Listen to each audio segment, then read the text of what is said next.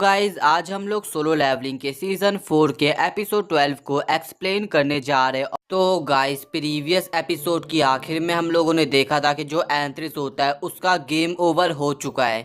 तो अब आगे अगले एपिसोड की शुरुआत में हम लोग देखते हैं कि जो एंथ्रिस होता है वो कटा हुआ होता है और बोलता है तुमने मेरे को पकड़ लिया, लेकिन ये इम्पॉसिबल है। और मैं श्योर हूँ कि जब मैं यहाँ पर आया था तो मैंने कोई भी गेस सेंस नहीं किया था और दोरी आराम को जोड़ने के लिए काफ़ी ज़्यादा मात्रा में एनर्जी की ज़रूरत होती है। सो कैसे जो रूलर्स आर्मी है वो इधर आ गई। इवन अभी उसके दिमाग में काफ़ी सारे सवाल चल रहे होते हैं और उन्हीं में से एक सवाल ये भी होता है कि उसने कैसे रूलर्स को कांटेक्ट किया। तो जिनको जवाब देता है एक रास्ता था और यहाँ पर जिन्हों ने रूलर्स की वेसल का यूज किया था, जिनको जिन ह्यूमंस को रूलर्स ने अपनी पावर्स दे रखी है। और फिर एंथ्रिस आसमान की तरफ देखता है और जिन्हों को बोलता है सो ऐसी बात है, तुमने उन रूलर्स की वेसल का यूज करके इस जगह में गेट को क्रिएट करा। और अभी ना अपना एंथ्रिस ये समझ चुका है कि जिन्हों ने पहले ही इस वॉर में जीतने का अपना रास्ता बना दिया था और अगर वो हार भी जाता फिर भी उसकी हार निश्चित ही थी। इसके बाद जिन्हों उससे पूछता है वो तुम थे जिसने मोनार्क ऑफ वाइल्ड फ्लेम्स को सीक्रेटली ऑर्डर दिया था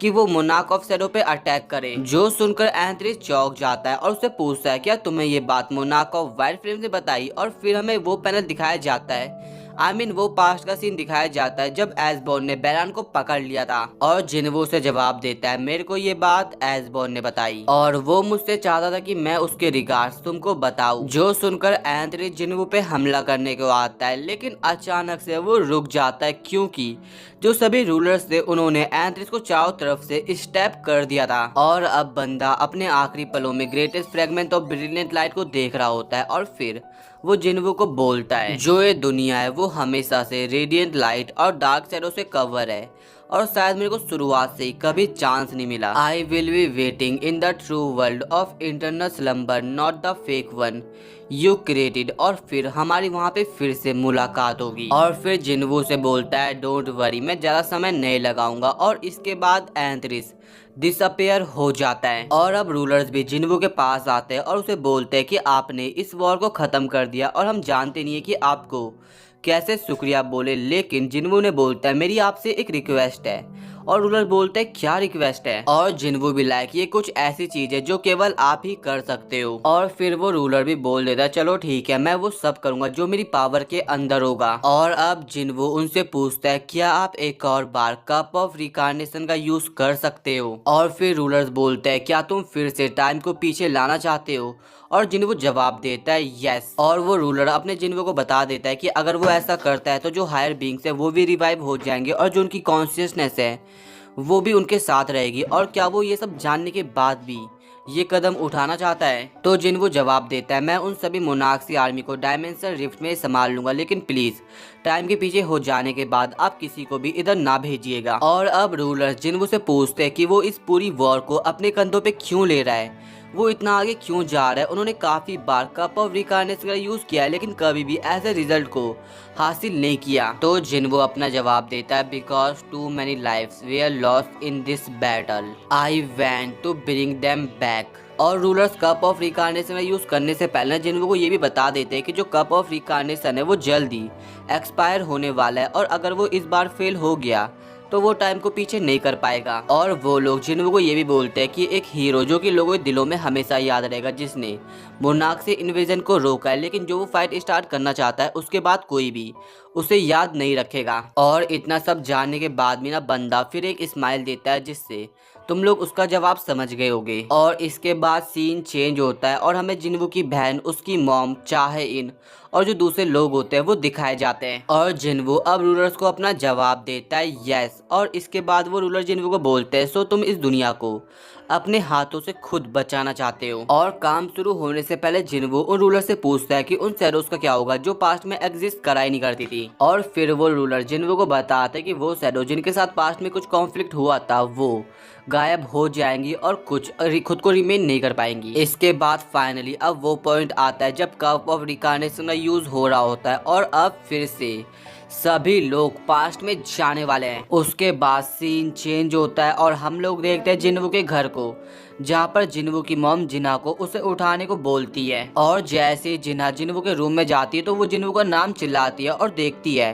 कि जो जिन्वू है वो पहले से ही उठ रखा है। और फिर हमें दिखाया जाता है कि जिन्वू के घर में सभी लोग अपना अपना काम कर रहे होते हैं और फिर जिन्वू अपने फादर को नोटिस करता है जो कि न्यूज़पेपर पढ़ रहे थे और बोलता है वो फादर। और फिर उसके फादर उसे बोलते हैं क्या तुम्हारे कहने का मतलब डैड तो नहीं। और फिर बंदा अचानक से रोने लग जाता है और सभी लोग उसे ही देख रहे होते हैं और पूछते हैं क्या हो गया जिन्वू, तुम रो क्यों रहे हो। और जिन्वू जवाब देता है मेरे को लगता है कि शायद मैंने कोई बुरा सपना देख लिया है। और अभी बंदे को ऐसा लगता है कि जो नाइटमेयर है वो खत्म हो चुका है, बिकॉज अभी उसकी बहन उसके साथ है, जो उसकी मॉम है उनकी हेल्थ अच्छी है, इवन उसके फादर उसके साथ है, लेकिन ये उसके पास आखिरी मौका है जिस चीज को वो अपने हाथों से फिसलने नहीं देगा। This time I will change the future with my own hand. लेकिन इन सब चीजों से पहले हमें जिन्वू का स्कूल दिखाया जाता है जहाँ पर वो अपने दोस्तों के साथ एंजॉय कर रहा होता है और वो इस बात से भी अवेयर है कि जो मोनार्क्स है वो आसमान में गेट्स को प्रिपेयर कर रहा है अर्थ को टेक ओवर करने के लिए। और इसके बाद सीन चेंज होता है और हम लोग देखते हैं जिन्वू की मॉम को, जो कि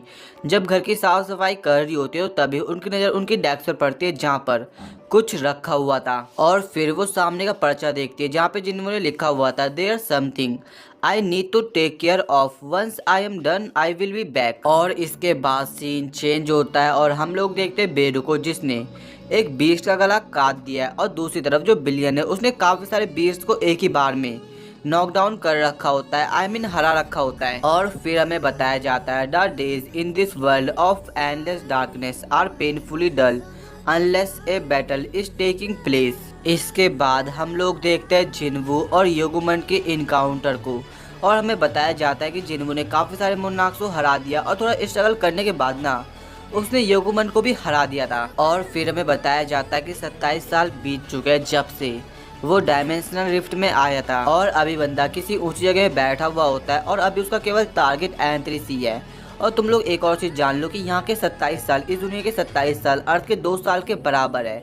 और फिर वो अपने फैमिली के बारे में सोच रहा होता है कि उसकी फैमिली क्या कर रही होगी 2 साल बाद जब वो अपनी फैमिली के साथ यूनाइट होगा, तो जो जिन्ना है वो कितनी बड़ी हो गई होगी, ऐसे सवाल चल रहे होते हैं। लेकिन साइड से बिलियन उसके पास आता है और बोलता है मेरे आका इधर हमारा काम खत्म हो चुका है, यहाँ पे जो हमारे सभी एनिमीज है वो मर चुके हैं। और जिन्हों बोलता है बढ़िया, अब हम लोग यहाँ पर और सेकंड वेस्ट नहीं कर सकते। और इसके बाद वो अपनी जगह से खड़ा होता है और बोलता है ऑलराइट, जिससे जिन भी लोगों को उन्होंने मारा था ना उन सभी की शैडोज एक्सट्रैक्ट हो जाती है। उसके बाद सीन चेंज होता है और हम लोग देखते हैं उस जगह को जिस जगह ड्रैगन किंग रहता है और जो उसका साथी होता है ना वो उसे बता रहा होता है कि वो लोग कितने बड़े डिसएडवांटेज में, और वो उसे यहाँ से भागने का सजेशन देता है। लेकिन अब एंट्रिस उसे बोलता है मैं अब भागते भागते थक चुका हूँ और अब मैं यहीं पे रुकूंगा और शैडो मोनार्क का सामना करूंगा। एंड इसके बाद वो उस जगह बोलता है मैं तुमसे इम्प्रेस हुआ शैडो मोनार्क, मैंने कभी सोचा नहीं था कि तुम कप ऑफ रिकार्नेशन यूज करके फिर से समय को पीछे ले आओगे। और मेरे को ऐसा लग रहा था कि हम दोनों अगेन फिर से इंटरनल स्लम्बर में मिलेंगे, बट अभी हम दोनों जिंदा है, लेकिन अभी हम दोनों में से कोई एक हमेशा के लिए सोने वाला है। और अब बंदा शैडो मोनार्क के सामने खुद को इंट्रोड्यूस करता है और शैडो मोनार्क से उसका नाम पूछता है और अपना जिन्वू जवाब देता है संग जिन्वू, और क्या तुम्हारे कुछ और वर्ड्स है। तो एंथ्रिस बोलता है नहीं। एंड देन इसके बाद जिन्वू एंथ्रिस की तरफ तेजी से आगे बढ़ता है और एंथ्रिस जिन्वू की तरफ, और दोनों के ब्लेड आपस में क्लैश होते हैं। और इसी शानदार पैनल के साथ जो अपना एपिसोड है वो खत्म हो जाता है। तो गाइज आज के एपिसोड के अंदर हम लोगों ने देखा कि एंथ्रिस का दी एंड हो जाता है, लेकिन इसके बाद ही अपना संग जिन्वू रूलर से एक रिक्वेस्ट करता है कि उसे कप ऑफ रिकार्नेशन यूज करना है जिससे वो समय को फिर से पीछे कर सके। जिस बात पर सभी रूलर डिसएग्रीमेंट जताते हैं, लेकिन फिर एट दी एंड वो जिन्वू की बात मान जाते हैं, जिसके रिजल्ट में अभी हम लोग एंथ्रिस और जिन्वू की फाइनल फाइट को देखते हैं। और अगले एपिसोड में जो अपना एपिलॉग है वो भी शुरू हो जाएगा। और गाइज अगर तुम्हें नेक्स्ट एपिसोड चाहिए तो कमेंट में बता देना। और इसी के साथ ही अगर तुमने हमें इंस्टा पे फॉलो नहीं किया और तुम्हारा कोई डाउट भी होता है तो पूछ लेना, और इंस्टा पे फॉलो करना मत भूलना। तो अब मिलता है नेक्स्ट वीडियो में, तो अभी के लिए टाटा बाय बाय सायोनारा।